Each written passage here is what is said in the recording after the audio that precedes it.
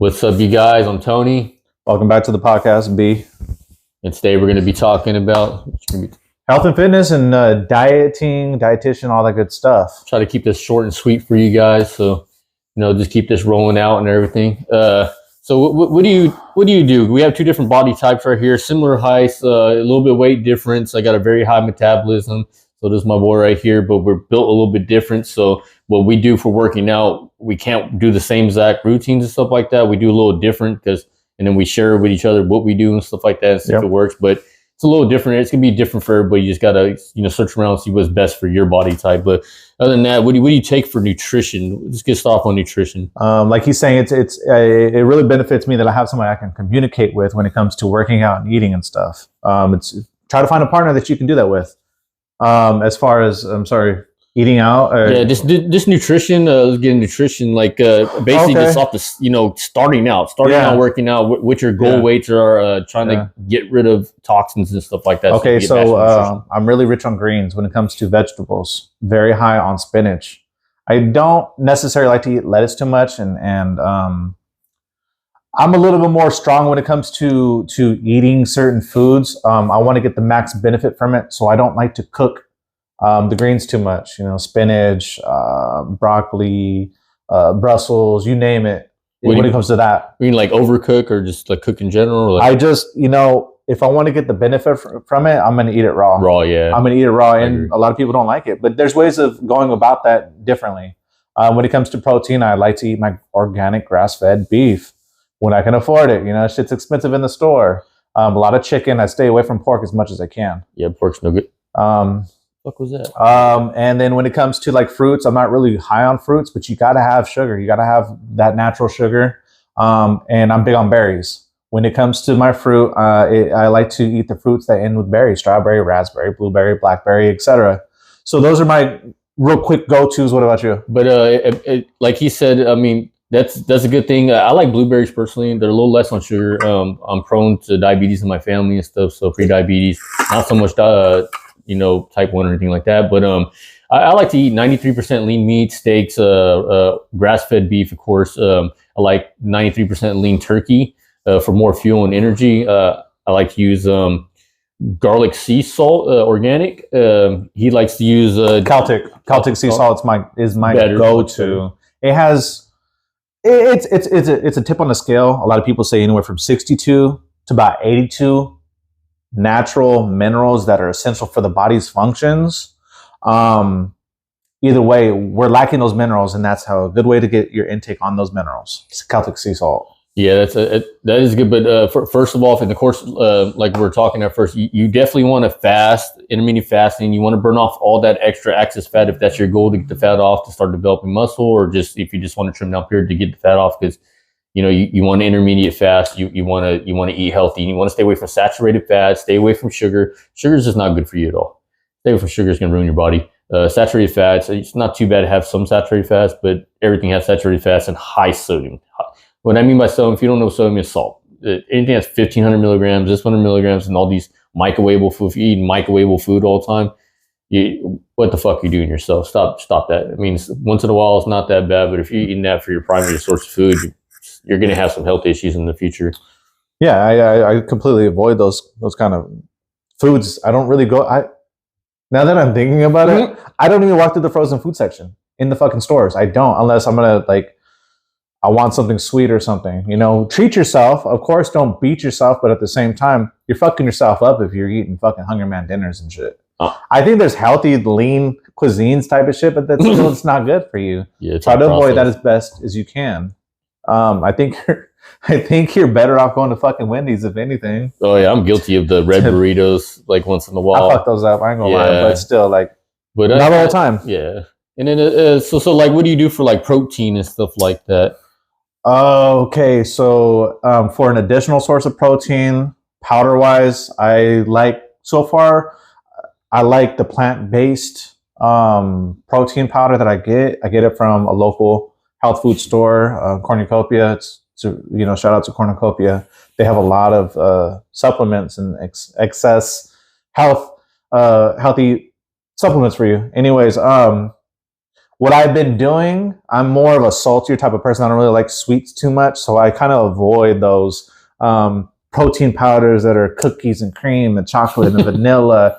Like he was just saying earlier, all that excess sugary stuff, it's not so good for you. It's all refined sugar. You want to avoid that. For me, I'll share something with you guys. I'm more of like a saltier type of guy, so I will take my protein powder that's pumpkin seed. It's meshed pumpkin seed powder. I'll add a little bit of collagen to it. And then I like to use bone broth. I'll warm up some bone broth and on a pot on the stove, not too hot, you know. Just lukewarm so I can consume it. It's not going to burn my fucking taste buds.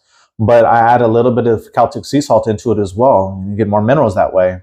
It's more of like a soupy broth, but it's like really dense when it comes to protein. And I'll try to do that at least twice a day, if not 3 times a day, because I'll eat about 3 times a day and I'll add that to my meal. And I've been bulking like a motherfucker. Like you should have seen me a couple of weeks ago. Yeah, I was looking fucking skinny and frail and shit, bro. But like that's what I do. For me, I'm gonna be bulking up here pretty soon. I got a super high metabolism. I have to eat every 2 hours, massive amounts of food. I don't like the carb load just due to the diabetes fact, but I do need my carbs to stack up. I try to match my protein for my protein intake to my pounds of weight. So once you start working out for about 6 months or plus, and you're trying to get some more growth, you definitely want to match 1 gram of protein for every pound. So you want to consider whatever you're drinking in your protein shake, and then also what you're eating. You're eating, calculate the protein that you're eating throughout the day. So you want to calculate that in there. That's me preferably. I'm gonna switch over to a mass gainer. I need the calories. I am burning off way more calories than I'm putting in when I work out, so I start decreasing. So mass gainers for me. Try that out, see how that goes, and I'm gonna stack it with some creatine to get ready for summer. Yeah. Let me just go into what I do for my workout day. I like to eat white rice, organic white rice, with like 4 or 5 eggs. I mean, it sounds a lot, but each egg contains about 7 grams of protein. So it's about 35 grams of protein. Then you get your white rice, which is your carbs. That's going to be your fuel for your workout. I'll eat that about 2 hours before my workout. And then once 1 hour goes in, then I'll make my rice cake. I have 2 rice cakes. Spread all kinds of peanut butter, and I like to use pistachio because pistachio is the most dense in protein. It's a little bit more expensive, but I put pistachio butter on the rice cake mixed in with the peanut butter as well. I make my little concoction. I'm not going to go into detail because that's my little specialty. You're going to have to pay me for that instruction. Yeah. I'm just kidding. But seriously, that's where I'm getting my carbs from. So then I get my workout in. I work out probably no less than 2 hours. Once my workout's done, I come back in and I make sure I eat again. You have to eat to fuel or feed your muscles that you just ripped and shredded apart. Yeah. It's very important. So I like to use... I believe you got a time frame once you get done working out. What was the time frame? It's like an hour or something. Yep. When you get done working out, your body goes in recovery mode. You got 1 hour to get your proteins in and stuff and your minerals. So yeah, people think that when you're working out, like you gotta eat lean and shit. Like, nah, bro. Like it depends on what you're looking for. Yeah, do you want to lose weight, be skinny? Then yeah, don't fucking eat so much. Eat your greens and do your jogs and walks and shit like that. But if you're trying to bulk, like we are, you're gonna have to eat heavy. You have to, but you gotta eat clean though. Like you can't just go out and fucking go buy pizza all the time. Yeah, I mean you can do that for a short period of time. Once in a while, twice a week, but don't. It's gonna drain you. It's actually gonna demotivate you from working out because then you're gonna clog up yourself with saturated fat stuff, and then you're just gonna want to chill and not really work out at that point. Yeah, it makes you lazy. It's a mental thing. It really is. What you're consuming is gonna fuck you up mentally, and if you don't have the mental, you're not gonna want to do the physical. So just watch what you guys are eating. Seriously. So that's what I do for my workout. What do you do for your pre-workout? Before you work out, you got to eat, right? Yeah, that's the most important thing. You gotta fuel yourself. I like to eat like 30 minutes to an hour, most likely an hour before I work out. So I like to eat. But why though? Explain to them why. Because I need something to burn off. I don't want to go in if I haven't ate for hours and then now I'm just kind of sitting on an empty stomach. But not only that, if you eat and just go straight to your workout, you're wasting energy because your body's breaking it down. Oh yeah.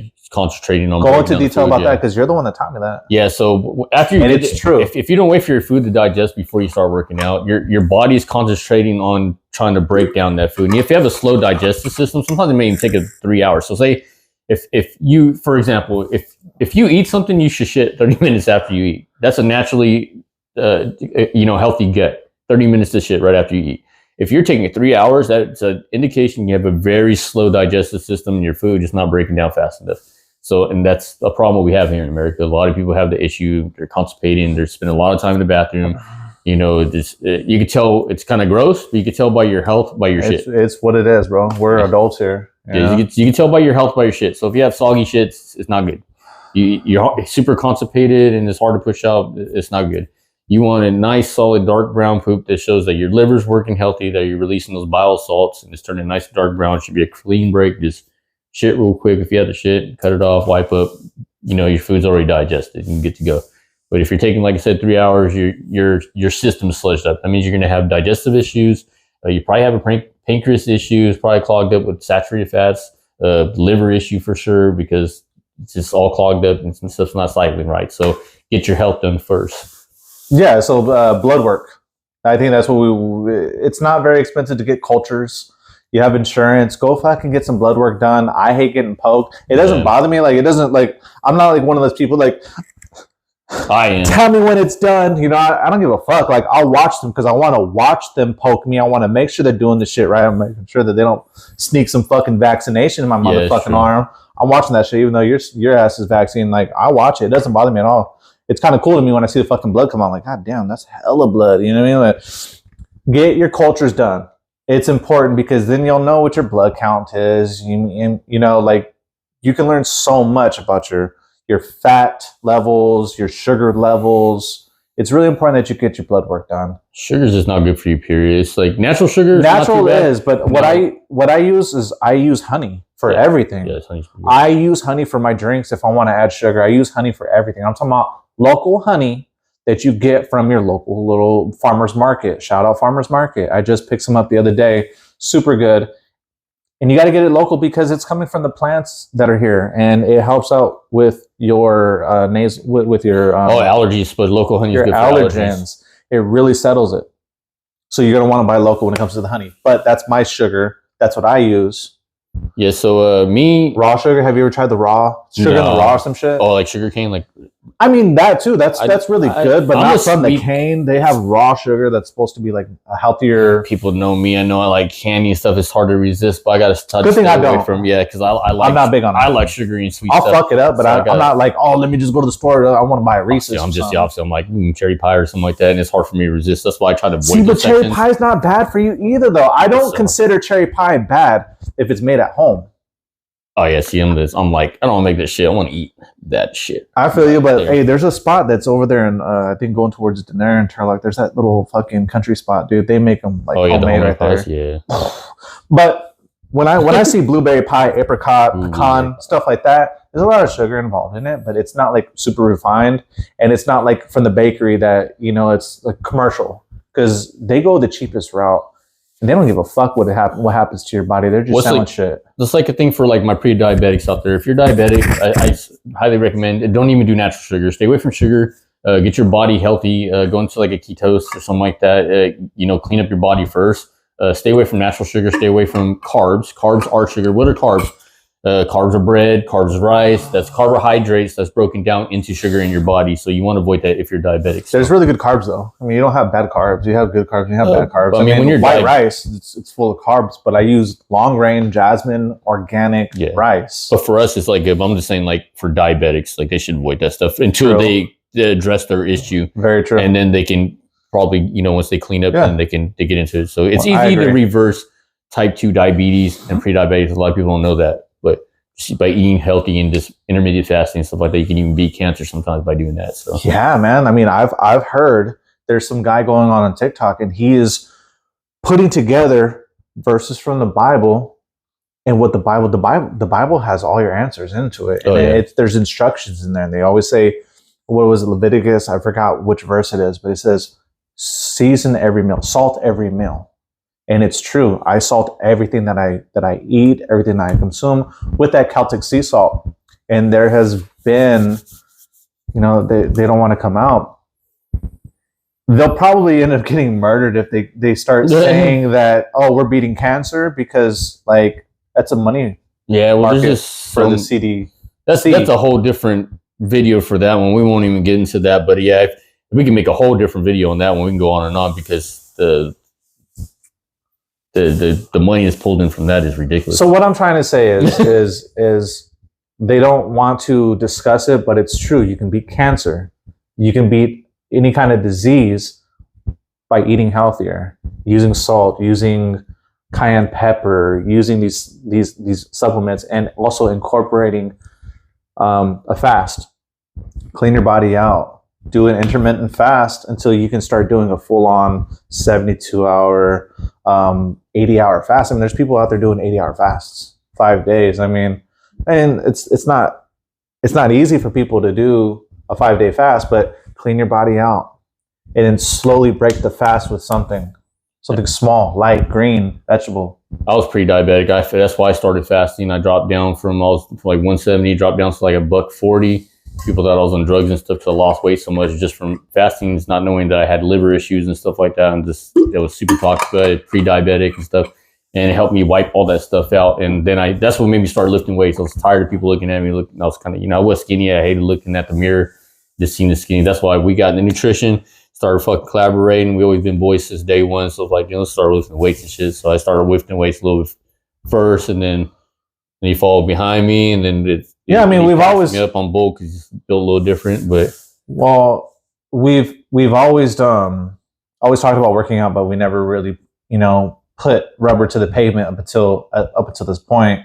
And this dude was getting really fucking strong, and I see a big difference. He's really skinny. He's been skinny for quite some time, but yeah, I mean, my body style is different for sure. I mean, we both come from different backgrounds and genes and stuff, but it's because I was overweight. I was probably 215 pounds fucking 7-8 months ago. So yeah, you lost it fast. Yeah, I had to do a lot of extreme workouts, a lot of extreme David Goggins type of shit. You know what I mean? Man, research is your best friend for that.